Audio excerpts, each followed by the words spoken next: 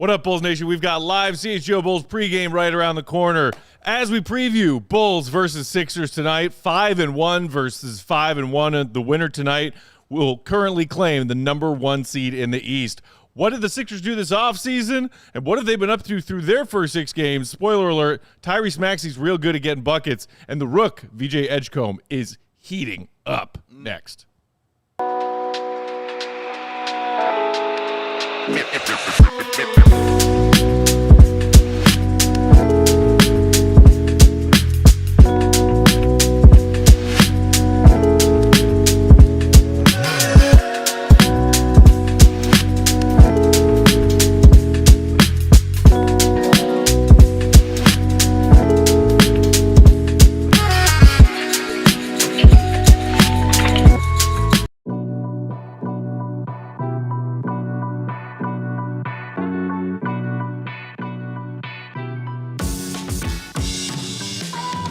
What's going on, Bulls Nation? Welcome in to CHGO Bulls pregame. Coming to you live from our studios here in West Loop, downtown Chicago. CHGO Bulls pregame presented by Michelob Ultra and Bet365. The delicious taste of victory deserves something equally superior. Cheer on your Bulls with Michelob Ultra.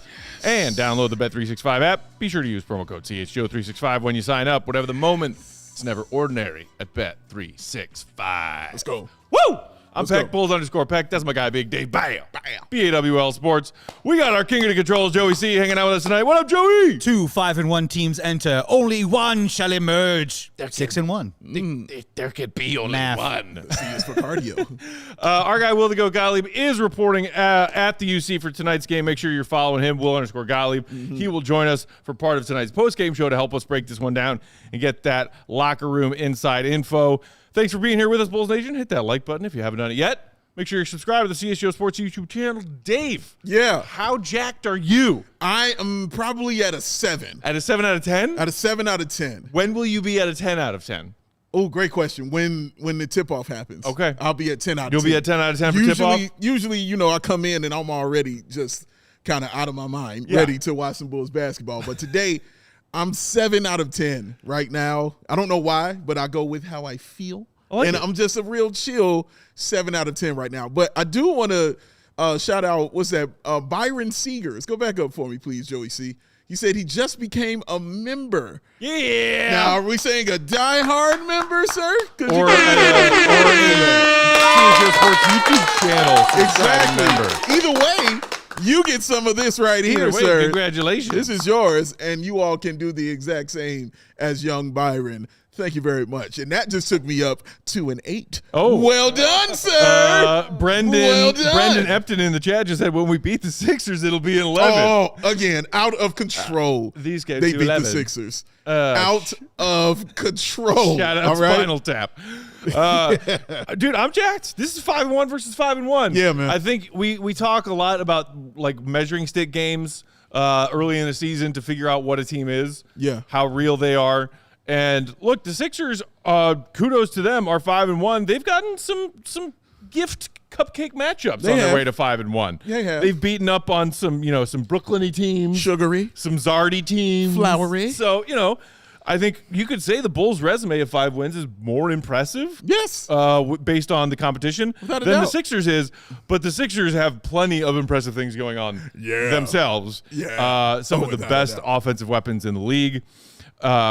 Before we get to what's going on with the Sixers now, I thought it would just be a nice refresher course. First time seeing the Sixers this season. What did they do last season? What do they do in the offseason? Okay. So, Joey C., if you will, left side shows you the notable things that that happened last season, and then the right side is their offseason. They were a bad team offensively, defensively. Overall net rating 25th in the NBA last season. Anyway you slice it. Maxey continued to do his thing as a rising star in this league, averaging 26 and 6 per game, but only appeared in 52 games. I say only 52? Then you see Embiid, just 19 games played last season for the former league MVP.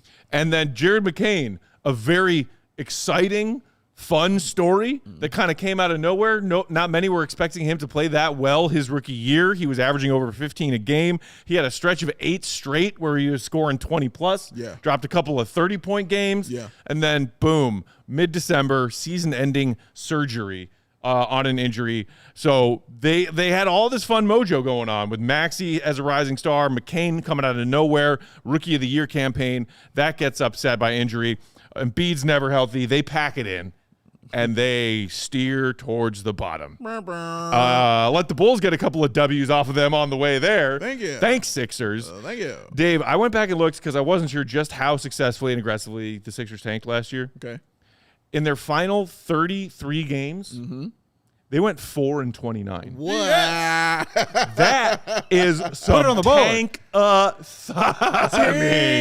fun Some stuff. Bulls fans were jealous of that. Not gonna lie, but the Bulls had other plans. Yeah, I just got thrown off real quick because I don't know why, but I've been here for a while, but I just noticed that the stash is out on my baby. face. I just noticed It's this. been here since. I literally been just here looked since at Monday. You. I literally. It's been there since Monday. Yes, it was. I did not notice. After they lost, I promise you, I did not notice. What, after they lost on Sunday, right? Yeah, You they cut out- lost you took Sunday. one goatee I to- just in my head, I was not computing, sir. I'm not computing. I apologize. Sorry. for Didn't not mean to seeing the throw you glory. off kilter. You threw me off because I looked at you and I was like, wait a minute. Hey, he's got the Tom Selleck. got rid of these guys. Got rid of the whiskers at the bottom. I was ready to get rid of it because there were way too many grays on the bottom of the goatee. Do you shave aggressively when you're like, I really want you to go get up out of here? It's like I have like a trimmer and then I've seen the trimmer. step-by-step process. Oh, so it's okay. All right. Because when we did it, it was just. Well, yeah, but once I make the first couple of swipes and I know that I'm about to get rid of facial hair that I'm ready to get rid of, it's really exciting. Okay. All right. I gotta say, the beard's really good. The mustache is fantastic. Oh, the mustache. Thank you, sir. Everybody knows Thank it. you. The mustache is the way to goatee, go. I think because you went from beard to goatee, I right? did. It was I had a goatee transition. Yeah, it You was a did. thicker goatee. It was like a get those musketeers goatee. Say a little D'Artagnan. Yes. My best friends call me D'Artagnan. But the mustache is rocking. Well, Yeah, thank you, it's sir. on point. It's on point. It So, yeah. is like the Bulls are truly back. Yeah. When the stash comes out. Yeah, so sorry for that left turn there. But yeah, man, the Sixers definitely gifted the Bulls a ton of wins. They did. And it was they wanted to do it like that, and they ended up with what you get sometimes when you do those kind of things, which is a guy who looks like he's going to be a star player in one VJ Edgecombe. Who, for me, and I wasn't joking when I said this, in my opinion, a more athletic Jimmy Butler is what that dude looks like when he's out there playing, because he's a defender as well and can score the basketball, but the athleticism that he plays with is on full display when he's out there on the floor. Jared McCain is another guy I really like. I like those guys who are against the grain kind of guys, man. And he comes in, kind of like a Caleb Williams guy. Yeah. TikTok guy, painting his nails guy. Doesn't matter because he's dropping 20 or 30. That's all I care about and all anybody should care about. Can you hoop? Can you play? And he can absolutely play. So when he got hurt, I was very sad when he got hurt because he's good for the league. Yep. Not only good for our guys over at PHLY, but he's really good for the league, man. I'm not happy that he's deciding to come back tonight against my Chicago Bulls, but I am happy that he's back in the league. Yeah, that is a part. We'll get to the full injury report for both teams in a second. But yes, McCain is getting his first action of the season tonight, not only dealing with the injury that he was recovering from last season through the entire offseason, but then also had some sort of tear in his thumb before training camp and preseason ramped up. So he was dealing with that, but he has been given the green light tonight. But you mentioned, of course, also VJ, the prize the Sixers got for tanking, 3rd overall pick. He was really the highlight of the Sixers offseason. Yeah, if you want to put that graphic back up, Joey, to recap what they did, it was kind of an under-the-radar offseason for Philly. They just kind of held serve. The number 3 pick, VJ Edgecombe. They also signed Trendon Watford in free agency. Not a big contract, not a big-name player. He's been contributing somewhat. They retained Kelly Oubre and Andre Drummond, both of whom picked up their player options. Shout out to Bulls legend, Andre Drummond. Shout out. And then Quentin Grimes was one of those names alongside Josh Giddey, Kuminga, the whole, restricted free agent quadrant of players that lasted forever and ever through the offseason. He ended up signing that qualifying offer and is playing on that $8.7 million qualifying offer this season. They also did re-sign a couple of wily old vets, Kyle Lowry and Eric Gordon, to very small one-year deals. Yeah. Neither of them have seen much of the court yet this season. Kyle Lowry's tight. Not super interesting departures for Philly this offseason either. Yabusele left in free agency. Lonnie Walker went to play overseas. They waived Ricky Council, Alex Reese, and Jarrett Butler. So this is the very same Sixers team. They just added VJ Edgecombe, essentially. Yeah, and shout out to Kyle Lowry, because I've only seen him twice, and once was at Media Day, the pictures that were going around, and once was for Halloween when he dressed up for it. That's the only times I've seen Kyle Lowry. He's living his best life. He's earned it. I mean, he's from Philly, so coming back home towards the end of your career and being with your team in some capacity is a great thing for that young man, so I'm very happy for him. But, yeah, those Sixers are kind of stacked, Matt, with some really good young talent and still a really good veteran presence. That veteran presence includes Joel Embiid, boom, who has played 4 of their first 6 games, not on the injury report yesterday or today, so we are expecting to see him in that Sixers starting lineup. He's only been averaging like 22.5 minutes per game, though. They've been keeping his minutes down. I'm curious to see if that is the case tonight, because Embiid has cooked against the Bulls his entire career. But if the Bulls are sprinting up and down, whatever level of healthy Embiid is enough to play, he's not going to be wanting to run up and down that floor all night. Curious about his minutes. And then, of course, the other vet that they do have, Paul George, long-term absence. He remains out recovering from that knee surgery. Yes. McKay, I mentioned, does get the green light for the first time this season. We will see him. Dominic Barlow, who they picked up off the scrap heap, undrafted guy. He spent a couple of years, I think, with San Antonio. Was somebody else last season. They added him. He has been dealing with an elbow and will not play tonight. Okay. When it comes to the Bulls, Zach Collins still out on that month-long timeline with the wrist. Get better, Zach. Ayo Dosunmu, day-to-day, out tonight again, as he was on Sunday. We talked in Sunday's postgame and then some more yesterday's show about how much that bench unit looked different, and not in a good way, when it was missing one Ayo Dosunmu. Billy gave a bit of an update on Ayo, talking in his pregame media availability via our GOAT, Willie Gottlieb's tweets. Billy said that Ayo has made progress and is still day-to-day. Okay. So Bulls play again on a Friday, Saturday, back-to-back. Yeah. We'll see if he gets back by then. Yeah. Coby White update. Uh-oh. Because we are at that 2-week mark, right? Bracing myself. Come on. Quote from Billy via Willie Gottlieb. The hope is in a couple of weeks he'll play, end quote. More context via the GOAT. Billy says Coby has been running, sprinting, etc., but needs a longer, brace yourself, trigger warning, ramp up period to make sure he isn't feeling tightness. Billy said he's hoping Coby will practice next week. Okay.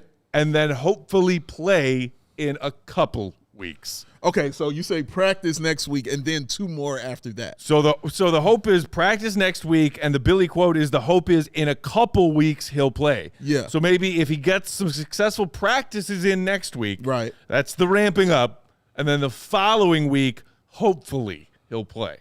Okay, all right. So Bulls fans know just how big of a grain of salt to take that with. Yeah, I'm terrified. I'm terrified hearing this news. Wow, I don't know how to take that. I guess the fact that he's running is good. I hate the phrase ramp up. I can't stand it. It's about as much as I hate 4 to 6 weeks or 6 to 8 weeks. But it's good that he's running, and the expectation is he will be practicing. I think that's when I will start to pay real attention to it when he gets back to practice, so running and all that, but practice is when you're taking it up a notch, because like you said, the next step after that is actually getting and participating in the game. So all I hear though is we need Ayo back on the floor for the Chicago Bulls, because it's still going to take a little more time for Alex Jacoby White to get out there on the floor, and it might be the month of November or towards the end of the month of November when we see him actually play. Yeah, I mean, I'm not holding my breath. I'm crossing my fingers when it comes to when we're going to see Coby White. We know that calves can be tricky, and we know that there has been a recent track record of calf injuries turning into things much worse than that. I'm not even going to say it, but we all know what that is. Don't you say it. So, of course, the Bulls are going to be careful with it. Yes. In the meantime, if they get Io back soon, if he is truly day-to-day and he's back by this weekend's back-to-back, then I will feel more okay. I still won't feel great about this Coby White status, but I'll feel more okay with the stable of guards that Billy has to work with because Io has been great. Speaking of, that Bulls starting lineup tonight is the same one we've become familiar with. You got Josh Giddey, Trey Jones, and Isaac Okoro. Front court, Modest and Vooch. For the 76ers, they have a starting lineup quite formidable themselves. Embiid is starting tonight alongside Jabari Walker, VJ Edgecombe, Tyrese Maxey, and Kelly Oubre Jr. So that means McCain will come off the bench, but I mean, that's tough, man. That's a solid starting five. That's another guy right there, Matt. Kelly Oubre Jr., who has been kind of that under-the-radar guy for this team. And even since last year, he's just been somebody that has been really steady for the Philadelphia 76ers. And he had to kind of find himself to get to that point because, they were like, I don't know, is this guy, is he a winning guy? Can he be a player like that? It's really clicked for him. Especially this season, if you're checking out his numbers and what he's doing, almost 20 points a game, 6 rebounds, shooting 52% from the field. Like he has been really, really good for them in these short six game stint, I should say, and it just makes it more formidable for a Bulls backcourt, which the backcourt is their best quality. The issue with Philly is they can match you with that backcourt quality. Can you match them with what they have in the front court? Because not many can match up with a guy like Joel Embiid. It's very tough. But Vooch is having a very good season also. Oubre, you mentioned 19.5 points per game. Playing 38 minutes per game, has started all 6 so far for Philly.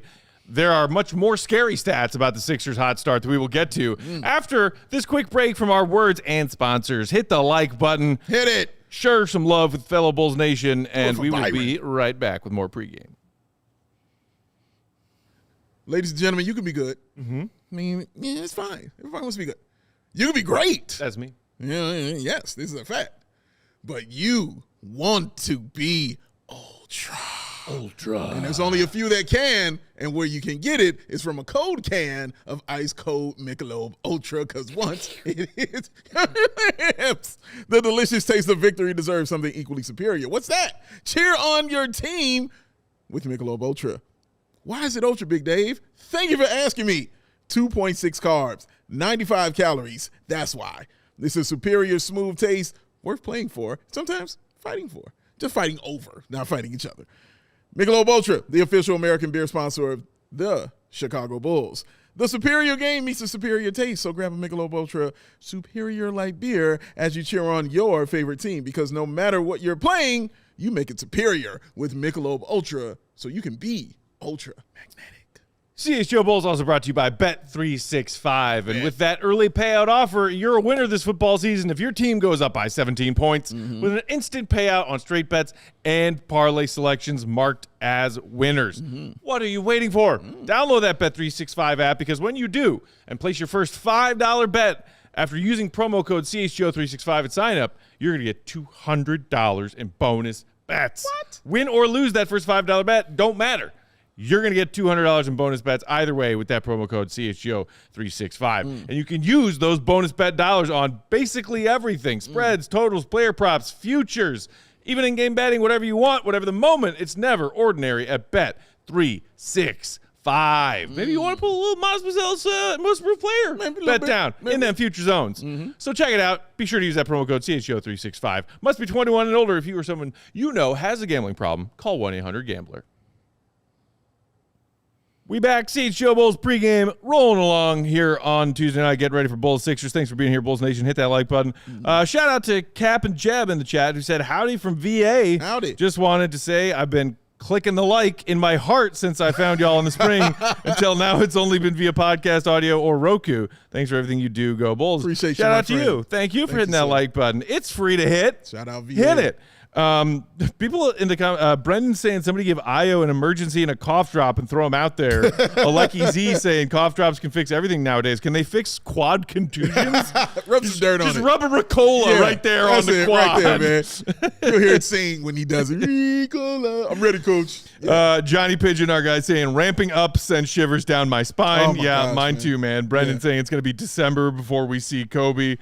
I think somebody else said it'll be January or February when you hear these injury updates. Look, let's hope that it is a couple of weeks for Coby and that he'll be out there sooner than later. Yeah. But in the meantime, we got to try and win games without him, and the Bulls are 5 out of 6 in doing so.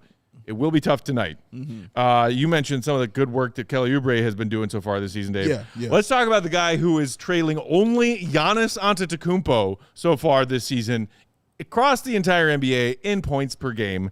That would be one. Joel Embiid. Tyrese Maxey. What? 33.7 points per game. He is leading the league also in field goal attempts. He's taken nearly 23 field goal attempts per game. He's also dishing out 9 assists per game. Shut up. And look at the shooting splits. 46 from the field, respectable. 46 from 3 on 9.3 attempts a game. He leads the league at 4.3 three-point makes per contest. Jesus. And also shooting an 87.7% clip at the free throw line, where he goes 9.5 times a game. Shut up. This is MVP caliber stuff in the first 6 games that we're seeing from Tyrese Maxey. You have told no lies. That is absolutely MVP caliber stuff. And it goes into everything we've kind of said we wanted from certain players on this team, especially the free throw shooting. You get to the line, guys. That's how you get those 33 points a game. Yeah, he's shooting great. He's doing a great job with that, but he is getting to the line, and that is where the easiness comes from, man. That's where all great scorers get their thing from since the beginning of free throws. That's where they get their stuff at, from Wilt, from George Mikan on down to Tyrese Maxey. You go to the free throw line and you feast. That is amazing, and that means he's getting inside as well and drawing that contact. Or they're defending him also from that three-pointer, because you got to defend that now because you see how hot he is there. But, man, 33 is disgusting for this young fella. And doing it in 42 minutes a game. Also leading the NBA. And only getting about 2.8 fouls a game. So he's not fouling a lot or anything out there, man. And he's not he's not like a true liability on defense. And he's not turning over a ton, about 2.3 turnovers a game. But that goes with 9 assists. Yeah, you'll take that every day of your life. And, man, that's just truly impressive. And, Matt, when we talked about him yesterday, just going back to him winning Most Improved Player. Yeah. When he won that award and how close that was with one Alec Jacoby White. And, I mean, very close. And rightfully so, it was close with that. But look at what he's done since that. Averaging 25 a game when he won. The next season, averaging 26. This season, as you mentioned, averaging 33. He has gotten better every single year, and now he's at a level where Matt said is playing at a MVP level. Yeah, I mean, shout out to our guy Dreads in the chat saying, does this make him eligible for Most Improved Player again? Man. No, because he has graduated from competing for that award. If you are putting up those numbers on a team that, extrapolate a 5-1 record over a whole 82-game season, hypothetically speaking, that's MVP stuff. Yeah. So I said MVP, not MIP. No. V to the P out there. It's insanely impressive. Then you get to his rookie backcourt mate, VJ Edgecombe. There's another one? As I cry myself to sleep about those Bulls wins over the Sixers in March and April. 20.3 points per game. Ooh. First among all NBA rookies so far this season. That includes Cooper Flagg. That includes your boy Cedric Coward. What? Shout out to him, who is actually second among NBA rookies in scoring so far. Trust me, I know. At like 15 points per game. Yes, sir. So Edgecombe is averaging 5 points more than second place among rookies right now. Incredible stuff, man. And again, it makes it more incredible because you're on a team where you're not only the rookie, but playing against the guy averaging 33 and with Joel Embiid. Yeah. And you still are putting up those numbers right there. That means you are doing your thing. Listen, when you're a backcourt guy, you always have a basketball. It's a mentality after that point, okay? And that's why I say that about guards all the time, more so than I will a forward or a center.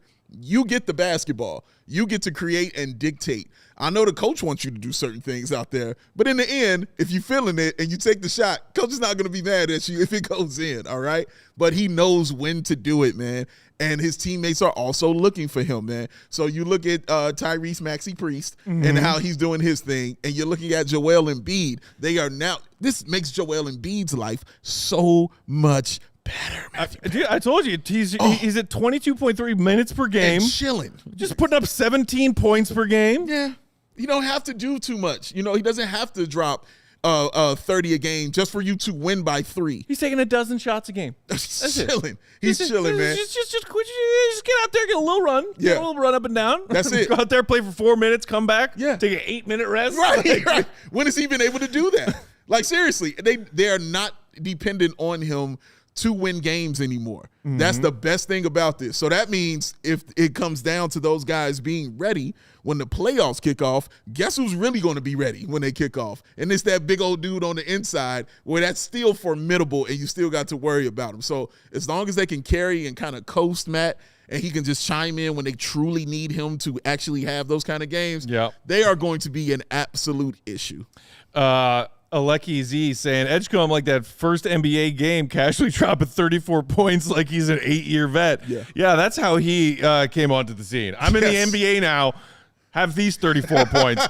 Our friend Fish saying 49, 42, 82 shooting splits. Jeez, Rook. Yeah, so Embiid's rocking. I'm sorry, Maxey is rocking some impressive shooting splits out of the gate. Edgecombes are almost just as good. Yeah. I mean, good Lord. Yeah. And I mean, I just mentioned 49, 42, 82. Also, like his 3-point shooting, Maxey's making 4.3 a game out of 9.3 attempts, 46.4%. Edgecomb's shooting 6.3 3-point attempts per game and hitting it at a 42% clip. Stop playing. Their starting backcourt is averaging about 44% from downtown on a combined 16 attempts a game. That's vicious, That's wild. That's vicious, dog. I don't wanna watch that happen to us tonight. And then I mentioned to you off air what Oubre, he is having a 50, 40, 80 season on 6 attempts from the 3-point line. That's what he's shooting, is 41% from the 3-point line. They're a problem. And adding Jared McCain to that, who can get you 30, can score 30 coming in off that bench. This is the kind of a game where I'm watching it, Matt, and seeing if it's that Achilles heel game for the Chicago Bulls. Because, again, their best thing is the backcourt. It's Josh Giddey and Trey Jones, Kevin Huerter. I'm forgetting another guard. But that's what it is for the Chicago Bulls, and their backcourt is carrying them. Now you go up a team that can match up with you, and not just defensively, but offensively, they can get buckets, man. So this just makes this game a little more interesting, but also very fun to watch. Very fun to watch. Shout out to Anthony Oldworld in the chat saying, agree with you guys. The game plan should be to outrun them because Embiid doesn't want to and his teammates can't because they need his scoring. I am very curious about the pace of tonight's game. Yeah, bro. Can the Bulls dictate? Can they play fast? Philly is like they can play fast too if they want to, especially in the minutes where Embiid's not out there. Yeah. But I'm curious. Somebody else mentioned earlier, Embiid's history of Cook and Vooch when Vooch has been a member of the Bulls. That is also true. It's a thing. The Bulls have beaten the Sixers, one time when Embiid plays in the entirety of Embiid's career? It's tough. It's a wild stat how much he has dominated the Bulls. So do they lean that way, or do they lean into this backcourt that is averaging 54 points a game for them? I mean, just looking at what Embiid's averaging against the Bulls over his career. Yeah. 29 and 11 and 4 assists in 17 games against the Bulls. Pretty good. That's what he's averaging. Pretty good. Damn. He's a problem, bro. Speaking of all these points and other fun stats, before we get to tip-off, let's do a little pregame pick, shall we? Pregame picks! Our pregame picks presented by Bet365. Download the Bet365 app. Use promo code CHGO365 when you sign up. Whatever the moment, it's never ordinary at Bet365. Yeah. All right, I got a few picks tonight that I like. Josh Giddey. Come on. I did this with Trey Jones a few games ago. Okay. I don't care about scoring. I mean, I do. But when it comes to my bets, I had Trey Jones combined assists and rebounds, and it hit. I'm deciding to do the same with Josh Giddey tonight because he has been working on the glass, and he has been dishing out those dimes. Yeah. 17.5 was the over-under for his assists and rebounds combined tonight at -115 odds. He has hit that figure in each of the last 4 games. Wow. So why not? Why not? Vooch. We have been talking about his underappreciated playmaking and passing in this Bulls fast-paced, keep the ball moving offense. 3.5 assists gives you plus 100 odds. I love that. He has done that in 3 of the last 4 Bulls contests. And then Maxey, look, I don't love betting on things to go well for people who are going to, do it to the Bulls.